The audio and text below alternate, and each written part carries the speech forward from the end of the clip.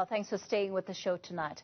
Members of the LGBTIQ+ community say they fear for their lives daily, despite protections afforded by South Africa's constitution. There have been at least 8 known murders in the community, mostly in townships, since mid-February.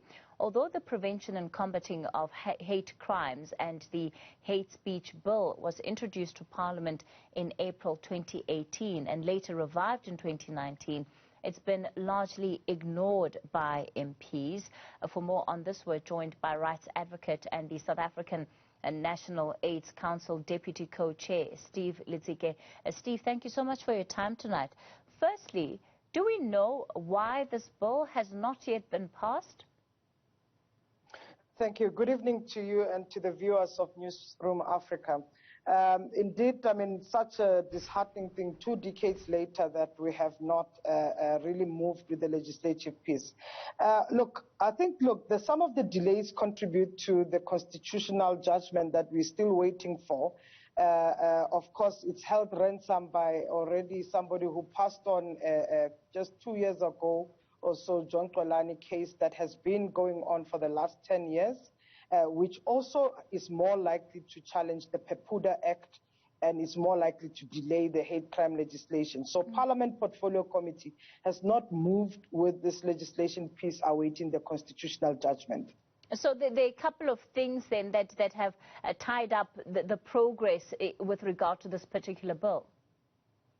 Indeed, it includes the constitutional judgment, but it also includes, the little agency that parliamentarians have, because they have an obligation to make policy.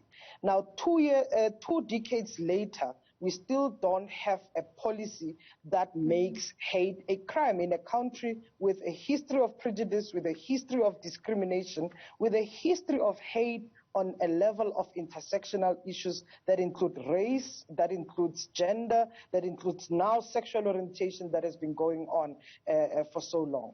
One of the things that we've seen in this year already is an increased number, or what looks like an increased number of killings. I mean, so far we're looking at between 8 and 10 that seem to have been officially recorded. Do you have reason to believe that this number is actually higher?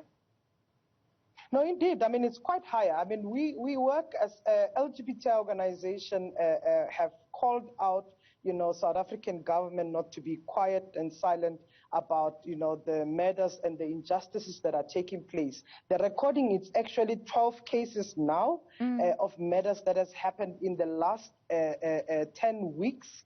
And it's not only just the brutal murders that have taken place. We've also recorded over 5 sexual assault and physical assault that has been happening across the country. I mean, we know very well that this is not just the cases that have actually made public notice and that has made it to many of our doors. There could be more. We don't know because even research have proven that LGBTI people do not even trust in recording or reporting the injustices that are happening. Research done by the Love Not Hate a couple of years ago proved 88% of LGBTI people in South Africa still do not report hate crimes perpetrated against them.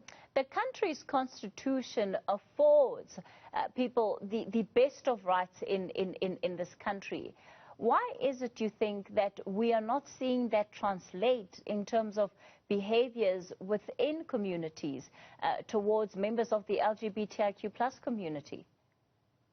Look, I think the most important thing, the Constitution guarantees these rights, and this is one of the reasons why even hate crime legislation bill needs to be passed and making hate a crime. But law on its own, it's not enough. We need to deal with the social fabric that is contributing to the misogyny, patriarchy, that we still contribute to perpetration of acts of violence against LGBTI persons. We can't deny how religion plays a big role. Our religious leaders who interpret wrongly and so forth that harms the community. The acts of conversion practices that we've seen over the years that harms LGBTI people, but also how culture plays a role. We've heard for so long how people have been told it's un-African to be gay, it's un-African to be lesbian.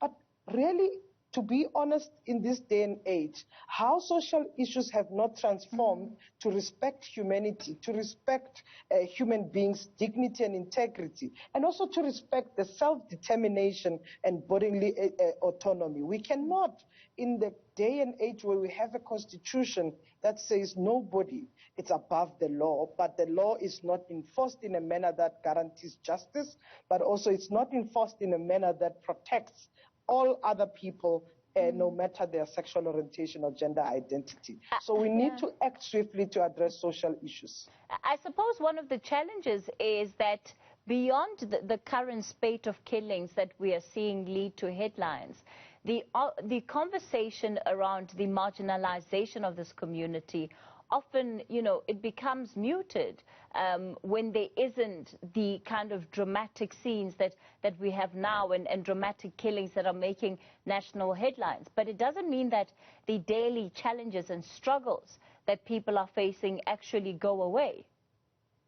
No, indeed. No doubt. The president spoke, and the presidency released a press statement in the International Day Against Homophobia and Transphobia on the 17th of May. But the reality is, we just don't want only to be talking. We want action. The lives are, at cost here or at stake. 74% of LGBTI people in the school still face victimization, bullying because of their sexual orientation, gender identity. 24% of LGBTI people in the health system gets discriminated and stigmatized. And we need to deal with this substance. Are we not dealing with the consequence of people who discriminate? Get them out of the system because they are not competent to really serve people in all their diversity or serve people equally. So at the end of the day, LGBTI people are going nowhere. We remain here and we are going nowhere because we are African LGBTI people. We are LGBTI people of this country, and this country belongs to all of us. The Freedom Charter that was fought for by many people who said South Africa belongs to everybody who lives in it. Why is it not extended to LGBTI people? So we need to be realistic. We need to be talking even about some of the principles, even whether of religion and so forth. Where if we say God is love, how dare does religious leaders want to hide behind the Bible and actually promote hate? Given the fact that some of this discrimination is actually also institutionalized, as you've just highlighted, are there different ways that we can be tackling this issue, and in particular, community education? Speak to me about that, because there has been a suggestion from some groups that we need more information in our society as South Africans. We need to be educating people. But then again, there are those who will say, why is it the responsibility of somebody who is a victim of violence to educate the perpetrator, not to carry out that violence? Yeah, no, indeed. We must never shift the responsibility to the victim or to survivors. The responsibility solely sits with the perpetrator because they are the one that acts, that the one that violates and that takes away the rights that should be enjoyed by everybody. Now, some of the suggestions that we need to deal with, it's really practically, let's put rights and policies and programs into action. Now, in school level, we have what we call comprehensive sexuality education. That is part of the life orientation subject. I think immediately the Department of Basic Education have embedded this into the curriculum. It must be implemented. That means the role of parents, the role of stakeholders around the school system must be in support of the curriculum. Secondly, in health system, if we're told we're saying every service provider or public service points, if we're saying Batopele principles, that means we cannot be discriminated. We need to act on those. But I think there's a role. Religious leaders, traditional leaders have a particular important role. They are allied religious leaders and traditional leaders that we've been working with, that we've been conversing with. As Africans, we believe in conversation. Let's start there. When and how do we need to converse, and when do we need to also move on? Because we can't be talking forever. We need to be then saying, what is the role of parents in making sure that their children are not exposed to the very same violence, because charity begins at home. So the role of social development as an agenda for community of changing toxic masculinity, homophobia, and transphobia. That's where we need to start. And I think every player has a particular role to change that reality, serve everybody equally. Steve Letsike, let me thank you so much for your time. Steve is with the South African National AIDS Council.